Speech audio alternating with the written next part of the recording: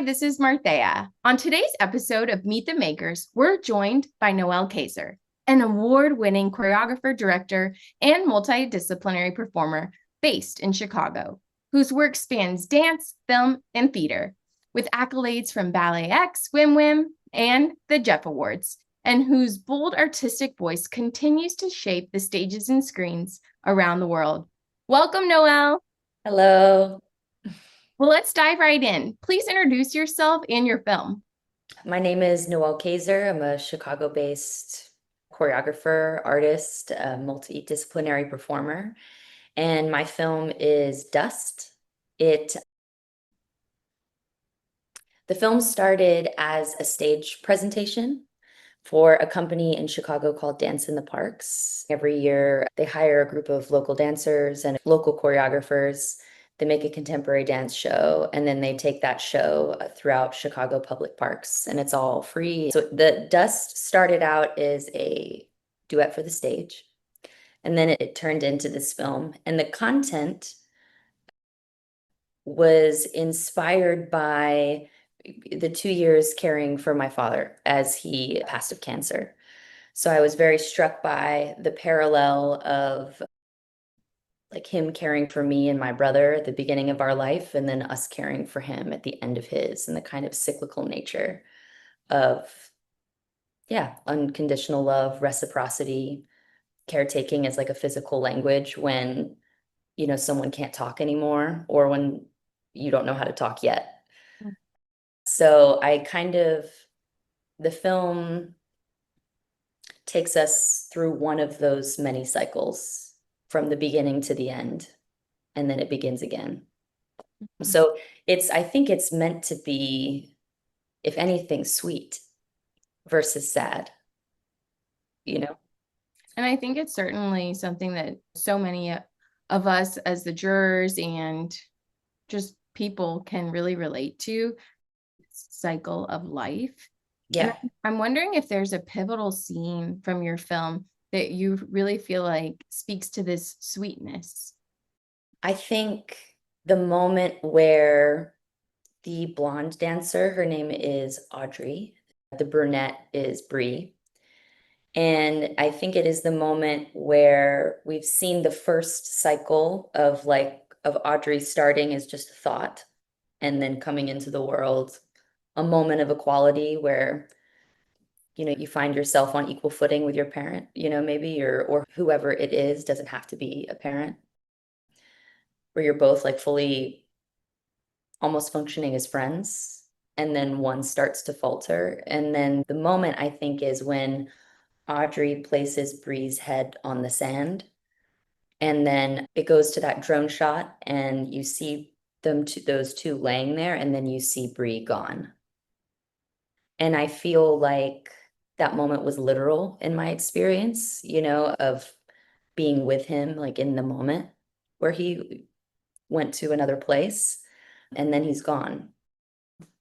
And so I think that moment is sweet because it's a commitment to another person's comfort, where it's like, even in your most vulnerable moment, or maybe in this moment of mystery of what's next, none of us know what's next, that I'm going to make sure you're not alone for that. I'm going to make sure that you're comforted and, yeah, just not alone in that. So I think that is the sweetest one. It's bittersweet, but it's definitely a moment in my life that I'm the most proud of, that I was able to offer comfort. And I think it speaks to like a sense of hope too, Yeah. because sometimes when you're in those moments of the unknown, like you're talking about, that kind of connection and like sense of purpose Mhm. can almost feel like healing in a way. And one thing that I think was a goal of mine for the tone of the film, which is a goal of mine in the tone of like my life as well, is so my dad converted to Buddhism a few years before his death. And so his meditation teacher and kind of his Buddhist community helped him and our family so much take away like negative connotation in the process of dying and seeing it like as a fact and like as a price of life, and it's not a bad thing. And he was very unafraid and very calm and just not afraid. And so I didn't want the film to feel dark. I wanted it to feel like the beginning and the end have the same emotional value, like they just are. That's so interesting. And I just want to say, first off, thank you for being so vulnerable.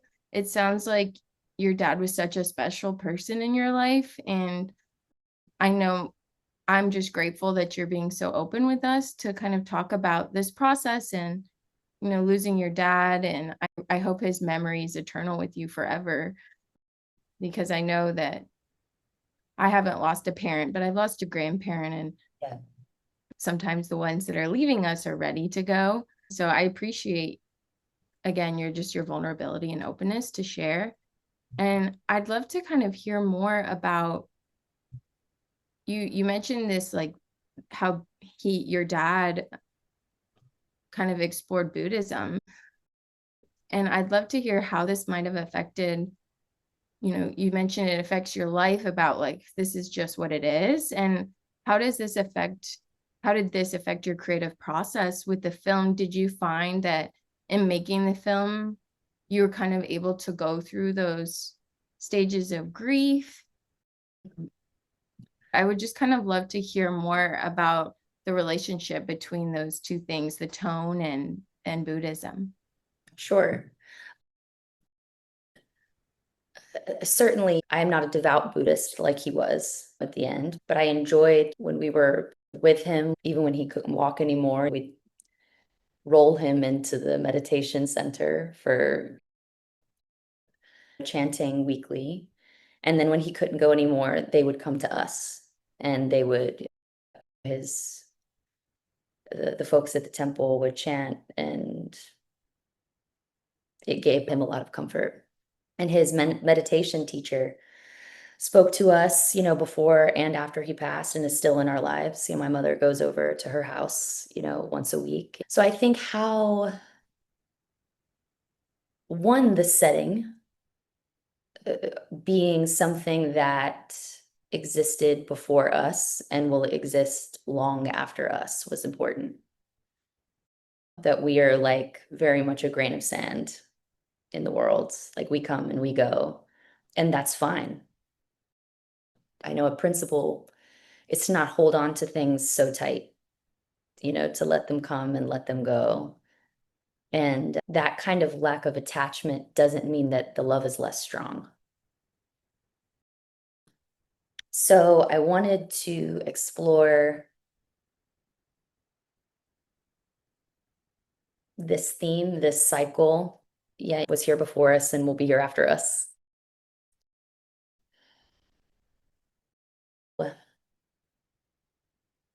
And that us coming and going hopefully doesn't affect that place at all.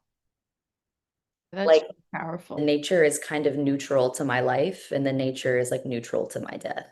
Mm-hmm. Of course, unless we're not talking about carbon emissions. It's like a separate issue. You know what I mean? But like in the larger principle, a tree is neutral to my life.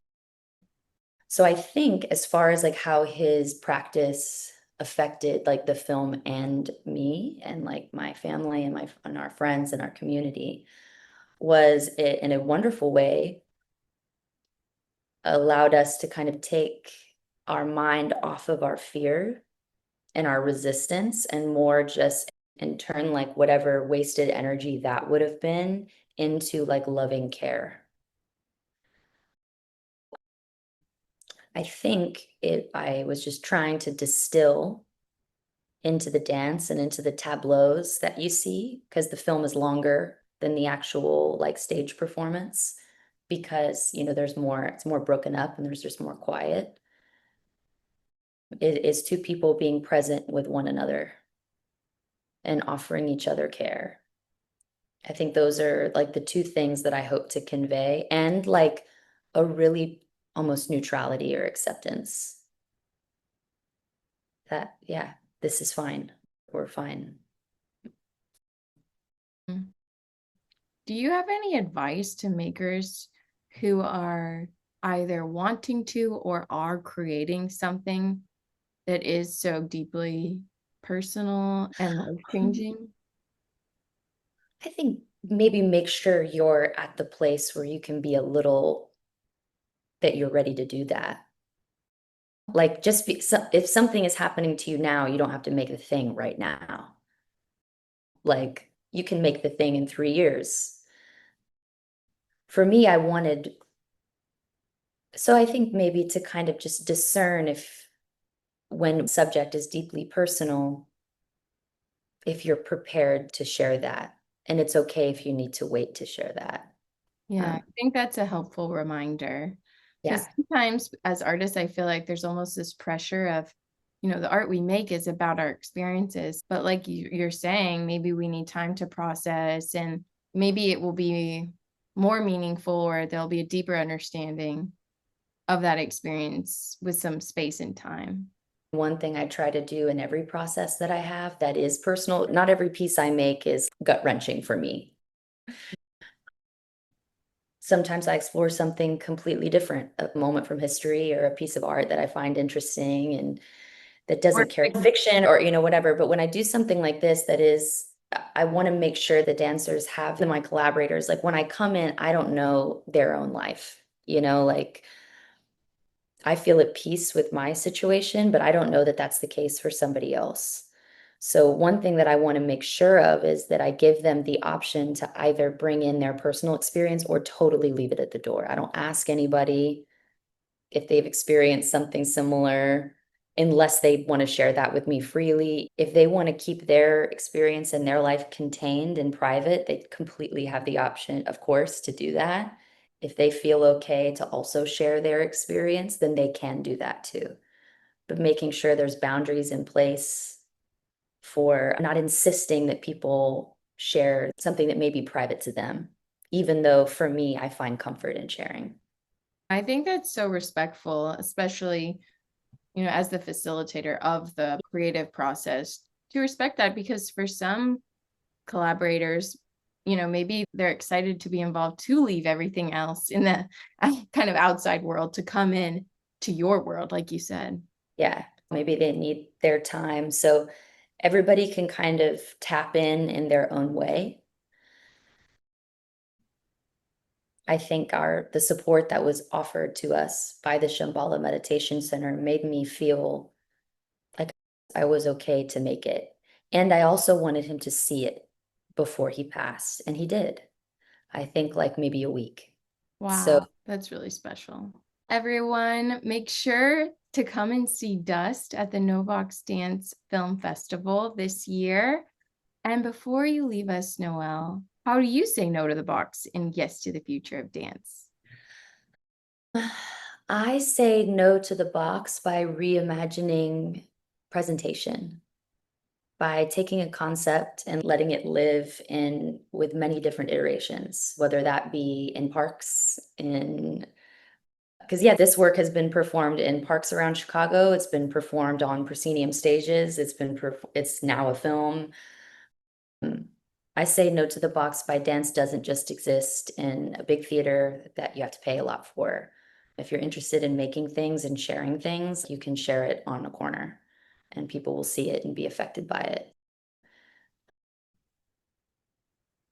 I say no to the box by trying to take my work to as many people as possible versus always asking them to come to me. I love that.